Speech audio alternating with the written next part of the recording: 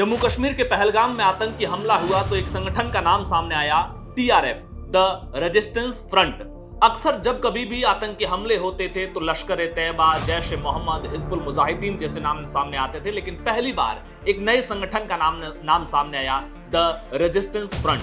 आखिर ये संगठन क्या है, कब बना, और जो हिजबुल मुजाहिदीन, जैश ए मोहम्मद, लश्कर ए तैयबा के जरिए अक्सर पाकिस्तान भारत के भीतर आतंकवादी हमले कराता था, अब उसने नए संगठन क्यों बनाए, इस कहानी को समझने की कोशिश करेंगे। लेकिन शुरुआत 1947-48 से करेंगे, क्योंकि जब हम कभी भारत और पाकिस्तान के संबंधों और लड़ाइयों के बारे में पढ़ते तो हमें ये बताया जाता है 1947-48 में एक लड़ाई हुई, 65 में हुई, 71 में हुई। ये भारत और पाकिस्तान के बीच 3 लड़ाइयां हुई और फिर 90 के दशक में अलग अलग ग्रुप्स के जरिए भारत के अंदर आतंकवाद शुरू हुआ। लेकिन असल में कहानी कुछ ऐसी नहीं है। पाकिस्तान ने शुरुआत से ही एक मुखौटा संगठनों के जरिए भारत के खिलाफ अपनी लड़ाई को जारी रखा, और उसकी एक बानगी आप 1947 के शुरुआती समय में जो कश्मीर में कबायली आक्रमण हुआ था, जो पाकिस्तानी आर्मी के ही सोल्जर थे जिन्होंने कबायली भेष के अंदर हमला किया था, वहां से कहानी की शुरुआत कर सकते हैं। और पाकिस्तान ने जब शुरुआत में भारत के खिलाफ इस तरह के मुखौटा संगठनों के जरिए अपने संघर्ष को शुरू किया तो 4 प्रमुख संगठन बनाए गए थे। इन संगठनों का नाम था Jamaat-e-Islami, Master Cell, Al-Fatah, Jammu Kashmir Liberation Front, जिसे जेकेएलएफ भी हम कहते हैं। इन संगठनों ने 1947-48, 1950 से लेकर के कह सकते हैं 1990 तक की अपनी लड़ाई को संभाला। कश्मीर के अंदर अपनी आतंकवादी गतिविधियों को जारी रखा, वहां के लोगों को भारत और भारत सरकार के खिलाफ रेडिकलाइज करने की अपनी कोशिशें भी जारी रखी। लेकिन इसी बीच थोड़ा सा पाकिस्तान का ध्यान शिफ्ट होता है 1980-90 के दौर में। आप सभी को पता है कि किस तरह से सोवियत रूस ने अफगानिस्तान पर कब्जा किया था 1970-80-90 के दौर में, और पाकिस्तान उस समय अमेरिका की एक कठपुतली के तौर पर इस पूरे रीजन में गेम खेल रहा था। लिहाजा पाकिस्तान के जरिए अमेरिका ने अफगानिस्तान के अंदर सोवियत रूस के खिलाफ अपनी लड़ाई को जारी रखा, और 1985 में एक संगठन बनाया गया था जिस संगठन का नाम था मरकज उस दावा वल इरशाद। यह संगठन का मुखिया जो था वो मौलाना हाफिज सईद था। वही हाफिज सईद जो भारत और भारत के लोग बहुत बेहतर तरीके से जानते हैं, क्योंकि उसने भारत को कई जख्म दिए हैं। लेकिन उसकी शुरुआत कहां से होती है? उसकी शुरुआत 1985 में अफगानिस्तान से होती है, जब सोवियत रूस के खिलाफ मुखौटा संगठनों के जरिए पाकिस्तान, जो अमेरिका की कठपुतली बने हुए लड़ाई लड़ना चाहता था, उसने वहां एक संगठन बनाया, मरकज उस दावा वल इरशाद, और इसका मुखिया था मौलाना मोहम्मद हाफिज सईद। लेकिन 1989 के 88 में अफगानिस्तान से सोवियत रूस ने निकलने का फैसला ले लिया। 89 में सोवियत रूस निकला, और इसके बाद में 1990 में पाकिस्तान ने इसी मौलाना हाफिज सईद को भारत के भीतर लोगों को रेडिकलाइज करने, आतंकवादी गतिविधियों को आगे बढ़ाने की जिम्मेदारी दी, और एक संगठन बनाया गया जिसका नाम रखा गया लश्कर ए तैयबा। तो पहला एक नया संगठन बना। उससे पहले 4 कौन कौन से संगठन थे जो 1950 से 1990 के दौर में यहां पर अपनी गतिविधियों को बढ़ा रहे थे? वो थे Jamaat-e-Islami, Master Cell, Al-Fatah, Jammu Kashmir Liberation Front. लेकिन 1990 में एक नया संगठन बनता है हाफिज सईद के नेतृत्व में, जिसका नाम होता है लश्कर ए तैयबा। अब इसी दौर में 1990 के दशक के अंदर ही एक और संगठन बनाया जाता है, हिजबुल मुजाहिदीन। ये तो आतंकवादी गतिविधियों को अंजाम देने वाले संगठन हो गए।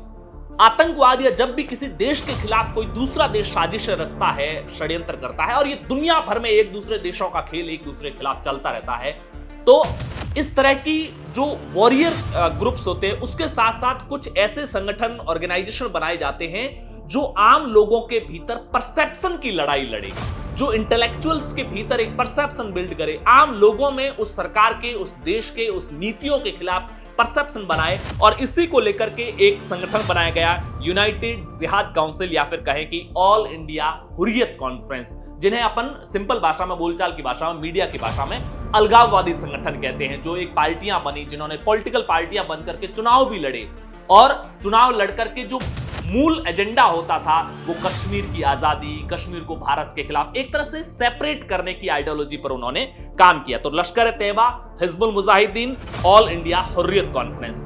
अब समय आता है 1999-2000 का, जब आपको पता है कि कंधार विमान हाईजैक होता है। उसके बाद में हम अपने नागरिकों को छुड़ाने की एवज में एक मशहूर जो आज के दौर में आतंकवादी है मौलाना मसूद अजहर, उसको छोड़ा जाता है, और वो वहां जाकर के एक और नया संगठन बनाता है जिसका नाम रखा जाता है जैश ए मोहम्मद, ये जैश ए मोहम्मद उसने जो अफगान तालिबान था उसके लादेन और इन सबके सपोर्ट से ये ग्रुप बनाया था। तो आप समझिए 1950 से 1990 तक की जिन 4 ग्रुप्स ने लड़ाई लड़ी, Jamaat Islami, Master Cell, Al-Fatah, Jammu Kashmir Liberation Front, इनको कौन से 4 ग्रुप रिप्लेस करते हैं? वो ग्रुप होते हैं Lashkar-e-Taiba, Hizbul Mujahideen, all India Hurriyat conference और जैश ए मोहम्मद। ये चारों ग्रुप 1990-2000 से लेकर के 2019 तक कश्मीर के भीतर पाकिस्तान के एजेंडे को आगे बढ़ाते हैं। लेकिन 2019 5 अगस्त को जम्मू कश्मीर से धारा 370 हटती है और यहां पर 2 चीजें महत्वपूर्ण हो जाती है। पहला, जम्मू कश्मीर के हालात, वहां का व्यवस्थाएं, वहां का जो इकोसिस्टम है वो इन संगठनों के मुफीद नहीं रहता, पहली चीज। दूसरी चीज, 2014 में भारत में सरकार बदलने और राइट विंग की गवर्नमेंट आने के बाद में और 2016 में अमेरिका में डोनाल्ड ट्रंप के राष्ट्रपति बनने के बाद में एक पाकिस्तान विशेष तौर से उसका शिकार हुआ, वो शब्द था इस्लामिक आतंकवाद। दुनिया में इस्लामिक आतंकवाद शब्द से एक नया नैरेटिव बिल्डअप हुआ और इस आतंकवाद के खिलाफ दुनिया में एक माहौल बनने लगा। तो 2019 में जब कश्मीर से धारा 370 हटाई गई और भारत के भीतर जितनी भी आतंकवादी गतिविधियां लगातार हो रही थी, अंतरराष्ट्रीय स्तर पर यह पाकिस्तान की इमेज क्लियर बन चुकी थी कि इसके पीछे पाकिस्तान है इस्लामिक आतंकवाद के सहारे।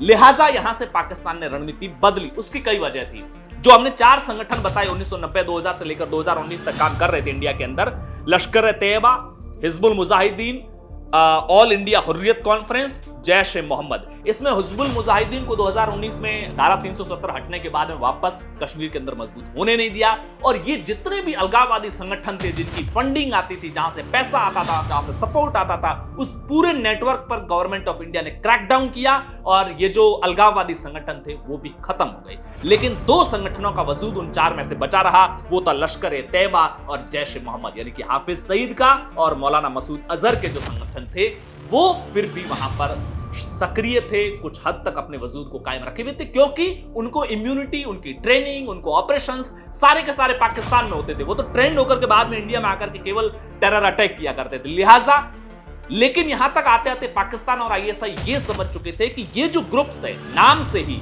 लश्कर-ए-तैयबा, जैश ए मोहम्मद, इनके नाम से ही पता चल रहा है कि ये इस्लामिक ग्रुप्स है, आतंकवादी संगठन है, लड़ाका ग्रुप्स है। लेकिन मॉडर्न दौर में इस्लामिक आतंकवाद के खिलाफ भी दुनिया भर में एक माहौल बन चुका है इस तरह के आतंकवादी संगठनों के खिलाफ। तो कोई ऐसा नाम और कोई नए मुखौटा संगठनों को बनाने की जरूरत थी जिनके नाम में कहीं पर भी लड़ाई, हथियार, गोला बारूद, इस तरह का कोई इंतकाम की भावना उन शब्दों में नहीं होनी चाहिए। लिहाजा 2019-20 के दौर में कश्मीर के अंदर 2 नए संगठन बनाए गए। जो लश्कर-ए-तैयबा था उसका मुखौटा संगठन बनाया गया द रेजिस्टेंस फ्रंट और जो जैश ए मोहम्मद था उसका मुखौटा संगठन बनाया गया पीपल एंटी फासिस्ट फोर्स। अब आप 2 नाम सुनिए, लश्कर-ए-तैयबा, जैश ए मोहम्मद, आपके जहन में अपने आप क्लियर हो जाता है कि ये किस तरह के संगठन होंगे, इनके क्या काम होंगे।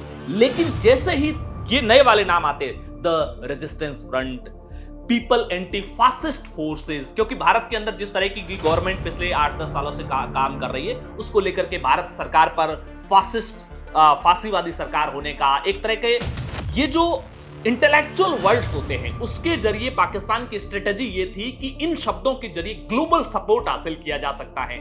इन शब्दों में कहीं पर भी गोला बारूद, इंतकाम, आतंकवाद, इस तरह की इन शब्दों से एक्सप्लेन नहीं हो रहा है।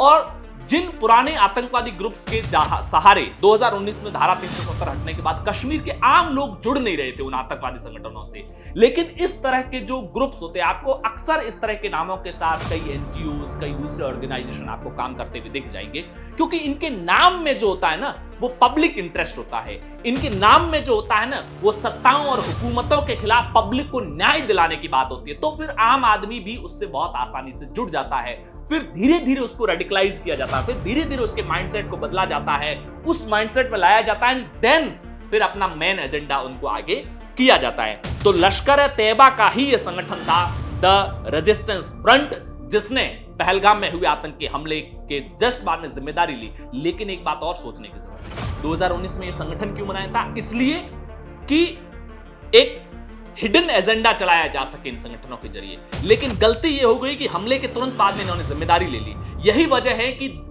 कल की जो अपडेट है उसके मुताबिक द रेजिस्टेंस फ्रंट इस बात से मुकर गया है कि हमने इस हमले में कोई जिम्मेदारी नहीं है, हमने ये हमले को अंजाम नहीं दिया गया। क्यों? क्योंकि अगर ये अपने कंधों पर ये जिम्मेदारी ले लेते हैं तो फिर जिस स्ट्रेटजी के साथ पाकिस्तान ने ये संगठन बनाए थे, फिर इन संगठनों को भी आतंकवादी संगठनों की कैटेगरी में काउंट किया जाएगा और फिर ये अपना एजेंडा आगे चला नहीं पाएंगे। तो जो ये स्ट्रगल, फ्रीडम, रेजिस्टेंस जैसे शब्दों के जरिए समर्थन हासिल करने की पाकिस्तान की कोशिश थी, वो भी विफल हो जाएगी।